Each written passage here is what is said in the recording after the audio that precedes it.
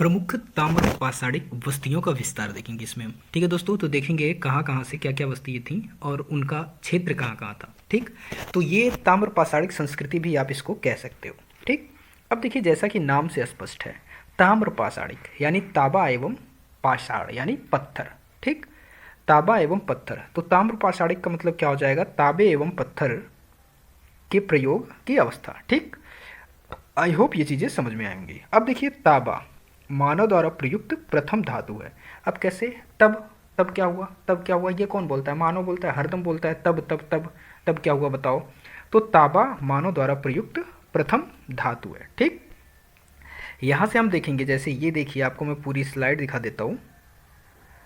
ये है कुछ ऐसे, यहाँ पर है प्रमुख ताम्र पाषाणिक बस्तियों का विस्तार, जैसे दक्षिण पूर्वी राजस्थान, पश्चिमी मध्य प्रदेश और पश्चिमी महाराष्ट्र, पूर्वी भारत, अन्य स्थल। ठीक है मित्रों, तो एक एक को बारी बारी हम देखेंगे और बहुत ही डिटेल से देखेंगे, जो चीज़ें बहुत ही आसानी से आपके दिमाग में समझ में आएंगी।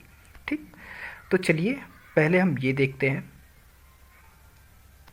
देखिए यहाँ पर मित्रों, दक्षिणी पूर्वी राजस्थान से।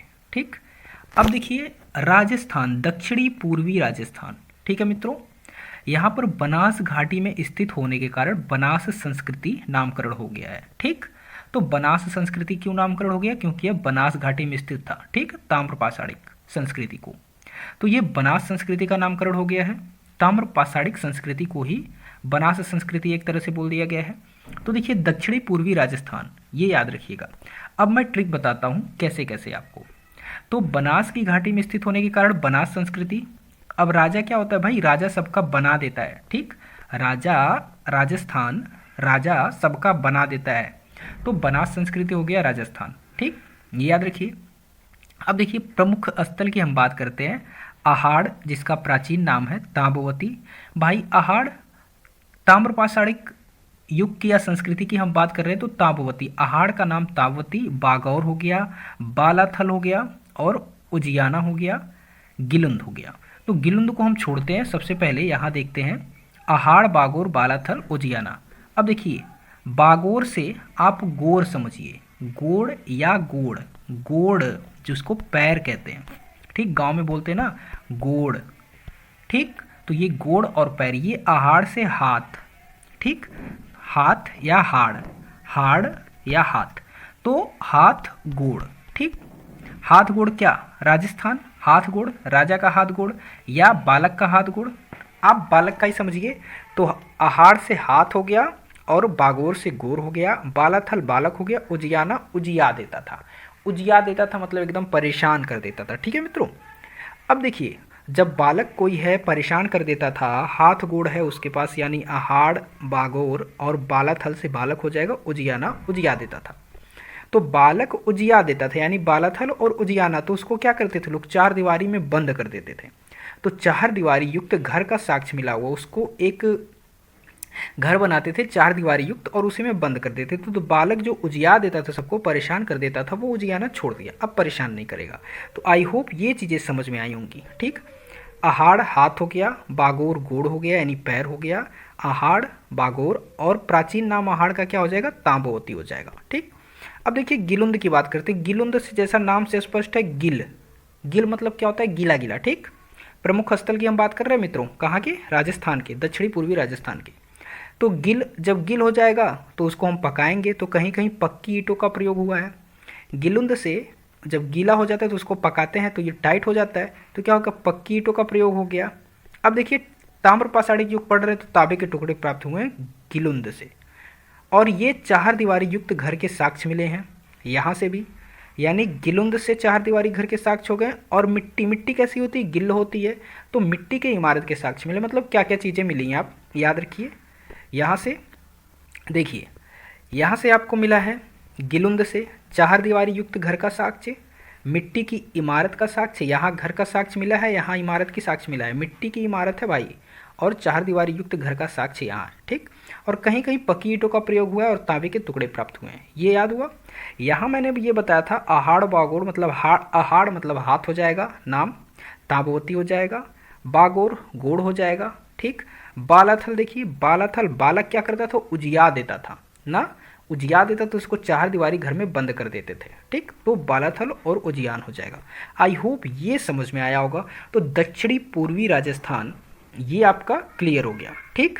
बनास की घाटी में बनास संस्कृति हो गया, आहाड़ हाथ गोड़ बालक उजिया देता था, और ये गिलंद हो गया, ये सारी चीज़ें, ठीक। अब देखिए हम बात करते हैं पश्चिमी मध्य प्रदेश की, ठीक है मित्रों। तो देखिए मालवा से चरखे एवं तकलियों के साक्ष्य मिले हैं। मध्य प्रदेश की बात करते हैं तो मध्य प्रदेश मालवा, जैसे आप किसी का माल लेने जाते हो, कोई चीज़ें खरीदने जाते हो तो बोलते हैं माल लावा, माल लावा यानी मालवा। तो माल किस किस चीज़ का था? चरखे और तकलियों का, ठीक है। चरखा और तकली बेचता था।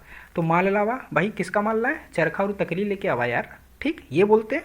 अब देखिए कायथा हो गया। तो कायथा कायथा कायथा भाई काय परेशान कर रहे हो? का था बताओ।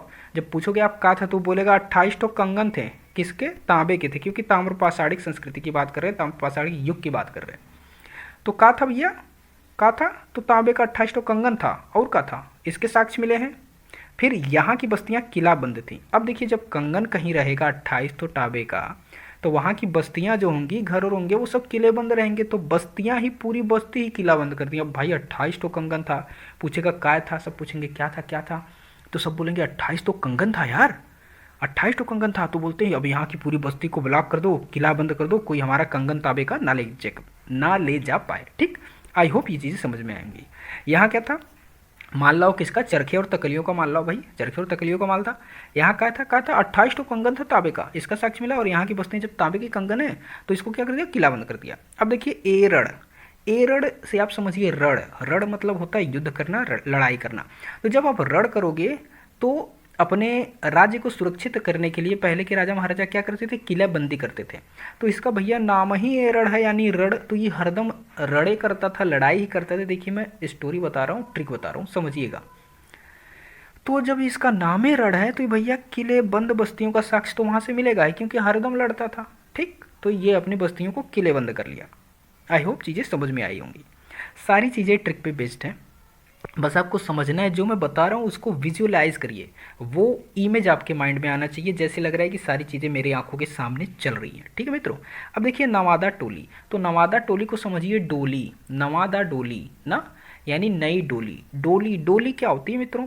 अब डोली किसकी है भाई? यहाँ डोली स्त्री की नहीं है, औरत की नहीं है, दुल्हन की नहीं है। यहाँ डोली बनी है भाई खरगोश की, खरगोन जिले में स्थित है। तो डोली खरगोश की बनी। अब खरगोश को भी पिंजरे में बंद करके रखते हो ना, तो पिंजरे ना बोल के इसको डोली बोलिए। तो खरगोन जिले में स्थित है नवादा डोली, और इसका उत्खनन करता संकालिया, ठीक है, एचडी संकालिया। अब देखिए जब डोली होती है, ठीक है, डोली क्या है? चौकोर एवं वृत्ताकार, ठीक, घरों के साक्ष्य मिले। अब यहाँ से समझिए जो खरगोश का पिंजरा है, यानी जो डोली है, वो कैसी होती है? वृत्ताकार भी होती है, ठीक, और चौकोर भी होती है, नहीं तो भाग जाता है ना। पिंजरा कैसा होता है खरगोश का? वृत्ताकार भी होता है और चौकोर भी होता है। तो आई होप ये चीज़ें समझ में आएंगी, ठीक है। तो मालवा का क्या मैंने बताया? ठीक है मित्रों, मालवा का मैंने बताया कि भाई माल ला, चरखे और तकलियों को लाओ, तो चरखे और तकलियों के साक्ष्य हो जाएंगे। कायथा का क्या हो जाएगा? कायथा, का था, ठीक है, का था। तो का था क्या था भाई? तांबे के 28 तो कंगन थे, यानी उनका साक्ष्य था। और जब 28 तो कंगन रहेंगे भाई, तो यहाँ की बस्तियाँ किलाबंदी तो होंगी। दरवाजे के लोग किला बंद कर देंगे तो बस्ती की तो बात ही अलग है, उसको भी लोग किला बंद कर देंगे।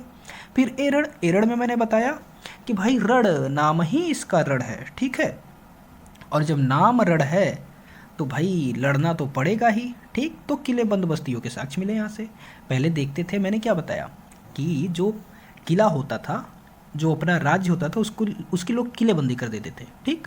तो भाई नाम ही जिसका रण है, तो वहाँ डेली झगड़े लड़ाई होंगे, तो वो अपनी बस्तियों को क्या कर देते? किले बंद कर देते। ये बस्तियों के साक्ष्य हो गए, किले बंद बस्तियों के साक्ष्य हो गए। नवादा टोली को मैंने बताया भाई, टोली को समझिए डोली, ठीक। और जब डोली आप समझेंगे तो भाई खरगोश, खरगोन समझिए, खरगोन को खरगोश समझिए। तो ये खरगोन जिले में है, इसका उत्खनन एचडी संकालिया ने किया था। और ये चौकोर एवं वृत्ताकार घरों के साक्ष्य मिले। चौकोर, खरगोश का घर कैसा होता है? यानी खरगोश का जो घर होता है, या तो उसका चौकोर होगा या तो वृत्ताकार होगा। कैसे बनता है? खरगोश का रहने का कैसे बनता है? ठीक ऐसे ही बनता है। अब देखिए भाई आगे हम बात करते हैं, ये समझ में आ गया। अब पश्चिमी महाराष्ट्र की बात करते हैं। तो यहाँ पर आप देखिए समझने वाली क्या बात है, पश्चिमी महाराष्ट्र में आप ये समझिए कि अहमदानगर यानी अहमदनगर जो है, अहमदनगर का जो ज़िला है, ठीक, और पुणे का जो ज़िला है, अहमदनगर और पुणे के जो ज़िले हैं, ये क्या है भाई, इन दोनों ज़िलों के सभी ताम्रपाषाणिक पुरास्थल जोरवे संस्कृति के अंतर्गत आते हैं। यानी अहमदनगर ज़िला और पुणे का ज़िला, ठीक है, इनमें जो पुरास्थल हैं वो जोरवे संस्कृति के अंतर्गत आते हैं। और मैंने उसमें राजस्थान में क्या बताया था बनास संस्कृति, ठीक है। दक्षिणी पूर्वी राजस्थान को मैंने क्या बताया था, याद रखिएगा, दक्षिणी ये ताम्रपाषाणिक संस्कृति है, तो दक्षिणी पूर्वी राजस्थान को मैंने बताया था बनास घाटी में स्थित था, इसलिए बनास संस्कृति हो गया, इसका बनास संस्कृति नाम पड़ गया। और यहाँ पर मैंने बताया आपको, किसमें, महाराष्ट्र में मैंने क्या बताया आपको कि ये जोरवे संस्कृति, ठीक है, अहमदनगर ज़िला और पुणे ज़िला। अब देखिए समझिए यहाँ पर, तो अहमदनगर ज़िला से आप ये समझिए जोरवे, ये जोरवे जो है, और नेवासा और दैमाबाद, ठीक, इसकी ट्रिक देखिए। तो अहमदनगर ज़िला जोरवे संस्कृति बताया, तो ये जोरवे हो गया। और नेवासा से क्या मिला हुआ है, नेवासा से आपको पटसन का साक्ष्य मिला हुआ। अब देखिए नेवासा किसको मिलता है भाई, नेवासा किसको मिलता है, बोलते हो कि ना नेवासा मिला है, जैसे तो सन को मिलता है ना, पटसन। देखिए जैसे होता है कि शादी वगैरह होती है, अगर वधू पक्ष वाले के पास कोई भी लड़का नहीं है तो दुल्हा को ही उसकी सारी ज़मीन जायदाद मिल जाती है ना, तो ये नेवासा मिल गया भाई। अब जब नेवासा मिल गया तो किसको मिल गया, सन को मिल गया ना, तो ये नेवासा से आपको मिल गया पटसन का साक्ष्य मिल गया, ठीक है। अब पटसन भी समझ लीजिए, देखिए पटसन, वो बेटी से शादी हो गई ना, तो शादी पट करके ही हो गई ना, दोनों का रिश्ता पट गया, आपस में मेल जोल हो गया, तो शादी हो गई। इसलिए नेवासा का क्या हो जाएगा भाई, नेवासा का हो जाएगा पटसन के साक्ष्य। और दैमाबाद, दैमाबाद का मित्रों देखिए यहाँ पर थोड़ी सी समझने वाली चीज़ है। वो क्या समझने वाली चीज़ है कि ये जो दैमाबाद है, अब तक का जितने भी जोरवे स्थलों ना, ये देखिए दैमाबाद अब तक ज्ञात 200 जोरवे स्थलों में सबसे बड़ा है ना। दैमाबाद जो है ये तो जोरवे संस्कृति हो गई, ठीक।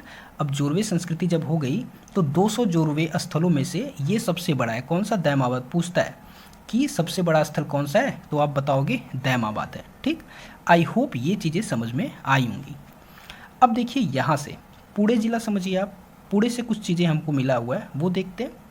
प्रकाश, नासिक, इनाम गांव, चंदौली, सोनगांव, ठीक। अब देखिए सोना चांदी, ठीक, सोनगांव को सोना समझिए, चंदौली को चांदी समझिए। सोना चांदी में क्या होता है, प्रकाश होता है, सोना चांदी में क्या होता है, प्रकाश होता है, ठीक। अब देखिए तो इतना क्लियर हो गया, सोना चांदी और प्रकाश, ठीक। अब देखिए ये आप समझिए इनाम गांव, तो इनाम का मतलब क्या होता है, इनाम का मतलब होता है किसी को इनाम देना। इनाम किससे देते हो भाई, आप अपने हाथ से देते हो। तो हाथ में कितनी उंगलियां हैं, 5 उंगलियां हैं, ठीक। तो 5 कमरों वाला एक मकान, ठीक, ये समझिएगा। इनाम दोगे, हाथ से दोगे तो 5 कमरों वाला क्या हो जाएगा, एक मकान हो जाएगा। हाथ मुट्ठी में 5 ही उंगलियां होती हैं ना, तो ये हो गया।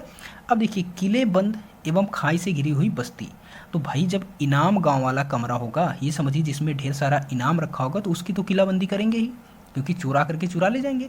तो जब किलेबंदी आप करोगे तो क्या है, उसकी किलेबंदी भी करोगे और इतना उसको मतलब प्रोटेक्ट कर दोगे कि खाई से घिरी हुई बस्ती ना, किनारे किनारे खाई लगा दोगे, मतलब एकदम ये सारी चीज़ें।